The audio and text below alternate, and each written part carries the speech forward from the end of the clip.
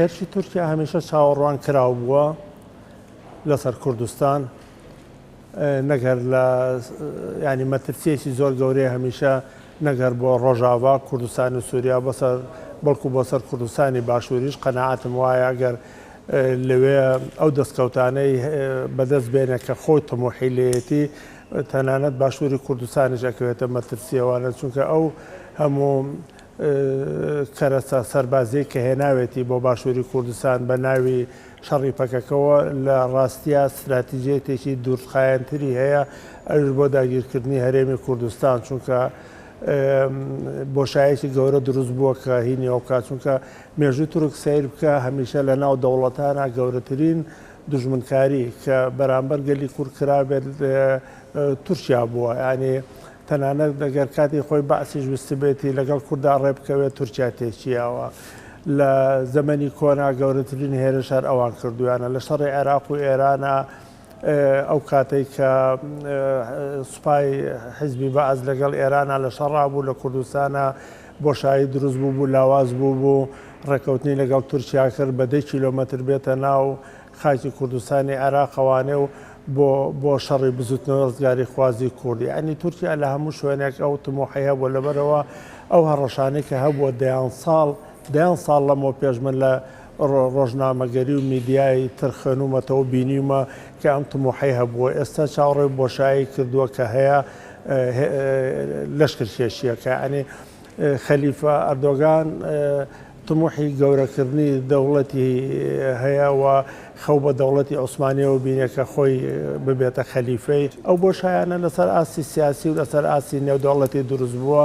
بڕوانەیانی سیاسەتی ئەمریکی لە ڕۆژئاوای کوردستانە لاواز بوو بەم کشانەوەیە و هەروەها گەمەکانی یاریەکان زۆرن لە نێوان سیاسەتی ئەمریکی لە نێوان سیاسەتی دەرەوەی رووسیا لە سووریا لە سەر مەسەلەی ئێرانە لە گەمەکەیە تورکیایە یعنی گەمەکان زۆرن و ئێستاش ئەم بۆشاییانەی کە دروستە بێت بڕوانە سەر مۆقیفەکانی ترامپ یعنی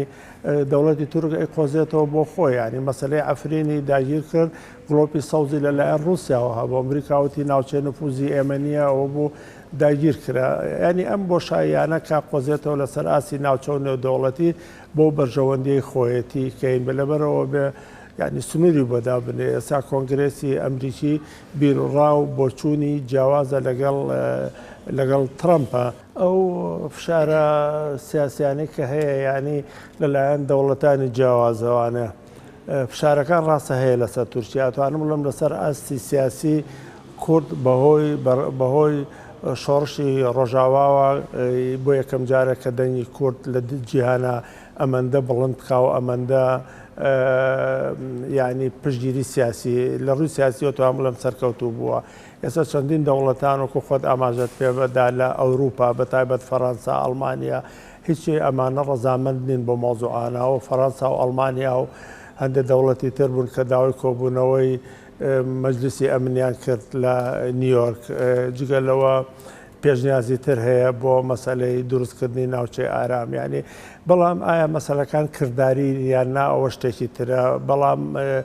فشارە سیاسەکە هەیە ینی ئەوروپا ڕاستە تا ئێستا زیاتر بە دروشم ئەم شتانەی وتووە وەکولەوەی کردداری بێت بەڵام لە ئایندەیە دەرەکەوێت کە چێ و چۆنە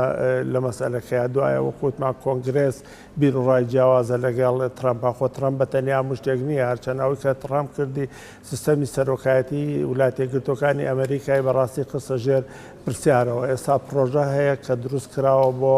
ئەوەی سزای ئابووری بخەنە سەر تورکیا ئەوروپاش بێگومان سەر تورکیا بێگومان ئەوروپاش هەمووی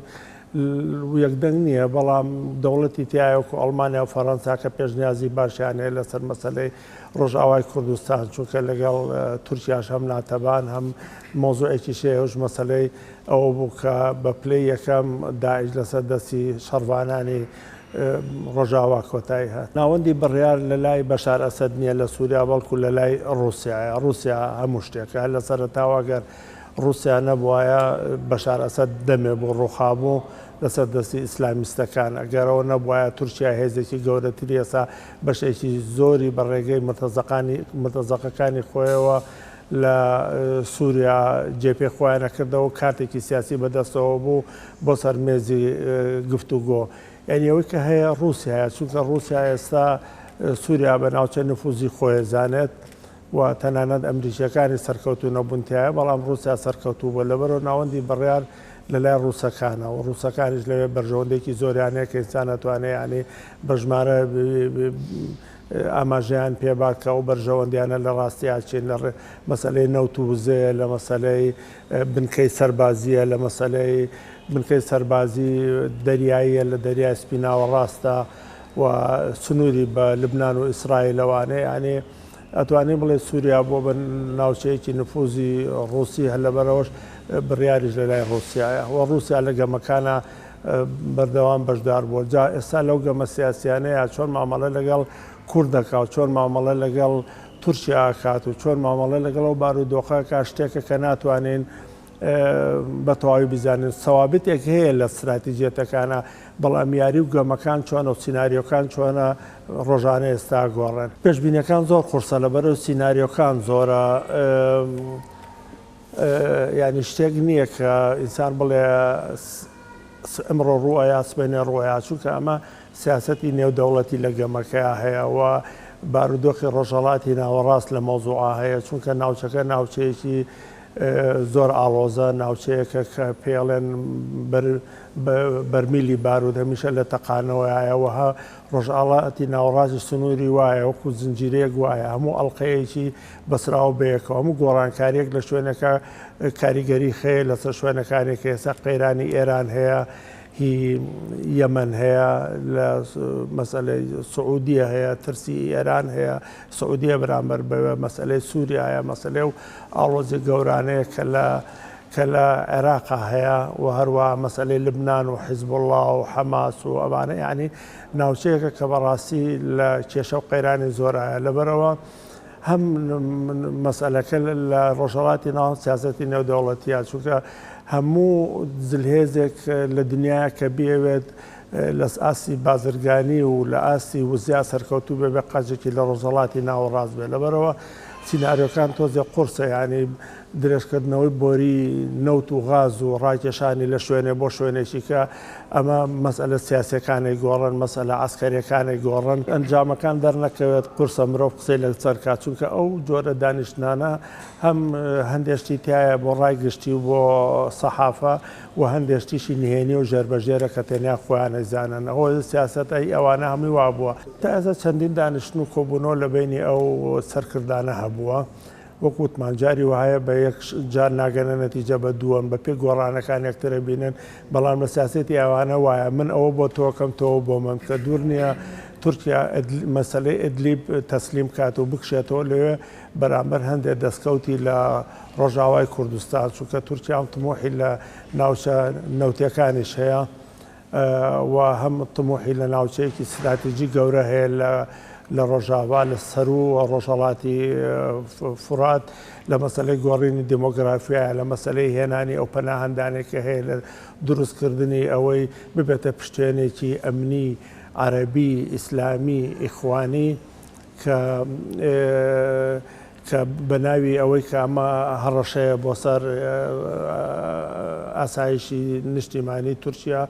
جا لەبەر ئەوە یعنی تموحەکەی گەورەیەوە کرێت دوور نییە وەکوتم تۆ ئەو بۆ من کە منیش ئەوە بۆ تۆکەم، بەڵام هەموو لەسەر حسابی گەلانی ناوچەکەی و لەسەر حسابی ئێمەیە و یعنی ئەو هەڵوێستانە زۆر باشە. ئەوە خەباتێکی مەدەنیە، خەباتێکی سیاسیە هاوکات کە شانبەشانی ئەو خەباتە چەکداری و سیاسی کە لە ڕۆژاوا هەیە پێویستە لە هەر شوێنێکی بەشێکی کوردستان بین لێرە و لە هەندەران ئەبێ ئەو هەڵوێستە سیاسی و بزوتنەوە چالاکی و مەدەنی و سیاسیەمان هەبێ. ئەنی من نمونەیەکت بۆ باسەکەم لە ئەوروپا بۆ یەکەم جارە کە بزوتنەوەی خەڵقی کورد و بێگانە و ئەوروپی ئەمەندە زۆر بێ بۆ پشتگیری لە مەسەلەی ڕۆژاوا. ئەتوانم بڵێم یعنی بۆ یەکەم جارە کورد لە مێژووە ئەمەندە پشتگیری سیاسی گەورەی هەبووە لەسەر ئاسی نێودەوڵەتیش بەهۆی ئەو خەباتەی کە لە ڕۆژاوا هەیە. بەس لە شاری کوێلن ئەڵمانیا کە خۆم بەشدار بووم پێ تەنان بەس لەو شارە میدیای ئەڵمانی وتی زیاتر لە 50,000 مرۆڤ بەشدار بووە لە کورد و لە نەتەوەکانی تر ئەمە سەرکەوتنێکی زۆر گەورەیە چونکە لە وڵاتانە ڕای گشتی هەیە و ئەو ڕای گشتیش کاریگەریشی هەیە لەسەر سیاست یعنی ئەمە وای کرد کە چەندین سیاست مەداری و پەرلەمانتاری ئەو وڵاتەش بێتە دەنگەوە ئەمە تەنیا لە یەک شار لە هەموو ئەوروپا بزوتنەوەی هەیەستا و بەدەوامە وەک مایکۆتکردنی کاڵای تورکیش هەم بە پێویستێکی زۆر گەورە ئەزانم ئەڵێن لە نێوان ئاماری تەواوملانیە دە بۆ 13 ملیارد دۆلار بازرگانی هەیە لە نێوان تورکیا و هەرێمە و ئەو پارانش کاتێتەوە تورکیاوە بێگومان بەشێکی زۆری ئەتوانین یعنی لە پرەنسی باوای بۆ بڕوانین کە دەدرێت بە چەک و کوردی پێکوژرێ جا لەبەرەوە ئەوەش بە پێویستێکی زۆر گەورە ئازان و پێویستە بە فراوان بکرێت و بەکەم سیر نەکرێت دەمێکە کار لەسەرەوە ئەکرێ و دەمێکە باز لەسەر ئەوەکەین بەداخۆ منم خۆم ئەم جارە ئێستا لە گەڕاومەتەوە کوردستان نەمتوانین لەو کۆنگری نەتەوەیی کەنەکە بەشدار ببم بەڵام هەمیشە استراتیجێتەوە بۆ کە کۆنگرەیەکی نەتەوەیی دروست ببێت و هەموو بەشەکانی کوردستان تیا بەشدار بن و ئێساش ئەو زمینەیە ڕەخساوە چونکە بۆ یەکەم جارە بەڕاستی ڕۆژاوای کوردستان بەشێکی زۆری گەلی کوردی یەخست تەنانەت بڕوان پێ بکە لەو پرۆتێستانە و ئەوروپا خەڵقی پارتی ئێستا بەشدارەتیایە یعنی کە حقیقەتەکە تێگەیشتون کە چیە و چۆنە ینی ئەبێ کار بۆ کۆنگرەیەکی نەتەوەی بکرێت حزبی نەبێت و لەژێر کاریگەری یەکلایەن نەبێت بەڵکو کۆنگرەیەک بێ بە مانای کۆنگرەی نەتەوەی پێویستە زۆرتر کاری لەسەر بکرێت و ئیشی زۆرتر بۆ بکرێت بە هیوای ئەوەی ڕۆژئاوا بتوانێت بەتایبەت ڕۆژاوی کوردستان یەکمان بخات بۆ یەکێتیەکی نەتەوەیمان پێ دروست کات چونکە وتیشتم ئێستا زۆر ڕوون و ئاشکرایە کە مەترسی بەهۆی داگیرکردنی ڕۆژئاواوە زۆر ڕوونە کە باشووریش کەوتۆتە ژێر مەترسیەوانە چونکە تورکیا وای دانێ ئەو دەسەڵاتی کە لێرە هەیە وەکو پاشایەکی عوسمانی وایە کە دایناوە بۆ خۆی و بە ناوچەی نفوزی خۆی زانە یەکەم شت دەبێ یەکێتی نەتەوەیمانتیا هەبێ زۆر گرنگە ئەبێ دەنگەکانمان یەک بخەین مەسئلەی جیاوازی هەندێک جیاوازی فکری یا ئایدۆلۆژی ئەگەر هەبێت بخەینە لاوە ئەبێت هەستێکی نەتەوەیی بەهێز لە ناومانە دروست ببێت هەست بکەن کە ئێمە خاوەنی نیشتیمانێکین چونکە کە خاوەنی نیشتیمان کەرامەت و ئێمە بەسراوە بە نیشتیمانەوە نیشتیمانی نەبێ کەرامەتیشی نابێت لە دوای ئەوە پێویستە کار لەسەر یەکگرتن و یەکێتی نەتەوەیش بکەین یعنی هەم مەسەلەیەکی نەتەوەی نیشتیمانی زۆر گرنگە بۆ ئێمە ئەبێ کار لەسەر خەباتی سیاسی نێودەوڵەتی بکەن چونکە ئێستا زەمەنی ئیمپراتۆریەتی عوسمانی و تورکی نییە کە تەکنەلۆژیانە بوو و سیاسەتی نێودەوڵەتی نەئەگەیشت هینێنەوە سەردەمی ئەولەمەیە بزانە بچووکترین شت ینی دەگات و جۆرێکی لەبەرەوە چەند خەباتی چەکداری گرنگە کە بە ناچاری دەیکەی ئەوەندەش خەباتی سیاسی دیپلۆماسی لەسەر ئاسی نێودەوڵەتی گرنگە بزانە و نەنەرانی ڕۆژاوا کە چوونەتە ئەمریکا و چوونەتە ئەوروپا و چوونەتە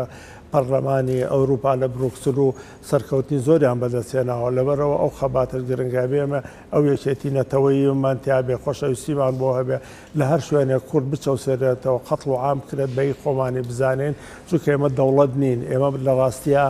بێکەسین و تەنیا هێزێکە بتوانێت یەکمان پێ بگرێ جینۆسایدە قەتڵ و عامە خۆشەویستیمانە بۆ گەل و نەتەوە و ئەم حیزبایەتی شتانە و ئەم جیاوازیانە هین بکەینیانی ئەوە من دەنگ و داواکاری و ئاراستەی منە تەنانەت بۆ هێزە ئیسلامیەکانیش ئەوانەی کە پشتگیری ئەردۆغانەکەن هینیەوەکەن چونکە بێ بزانن ئەردۆغان خەتڵ و عامەکان ئەردۆغان و دەسەڵاتداری تورکی نەخۆشی و فۆبیای کوردیان هەیە گرنگ نییە بەلایەنەوە تۆ دۆستی ئەوانە دۆستیان ئەوانیت چۆن هیتلەر دوژمنایەتی و نەخۆشی جوولەکەی هەبوو کە جینۆسایدی کردن دەوڵەتی تورکیش بە تایبەتی خەلیفە ئەردۆغان کە خۆی بێتە خەلیفە ئەو نەخۆشی فۆبیایی کوردی هەیە دوژمنی کوردە وەکو کوردی یعنی جا لەبەرەوە ئەبێ ئەو مەترسیە تەواو لەبەر چاو بگرین و زۆر بە وریاییەوە مامەڵە بکەین دوای 21 ساڵ دوای دەستگیرکردنی عەبدوڵڵاه ئۆجەلان بەڵێ ئەوە بێگومان بۆ لوچکاننی کووردە کە بۆ تەحەدایەکە بۆ سەر پارتی کرێکارانی کوردستان تەحەدایەکە بۆ سەرگەلی کوردستان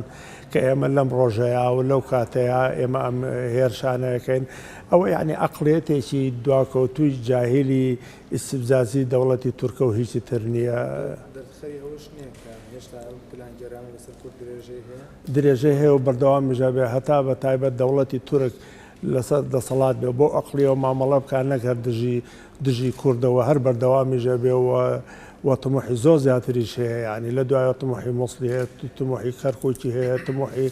نەوت و غازیە تموحی ناوچەی جوغرافی و ئەو شتانە هەیە دوژمنی ئەوەیە کە هیچ بزوتنەوەی کوردی نەبێتە و دەسەڵاتە لەسەر حکوم بێت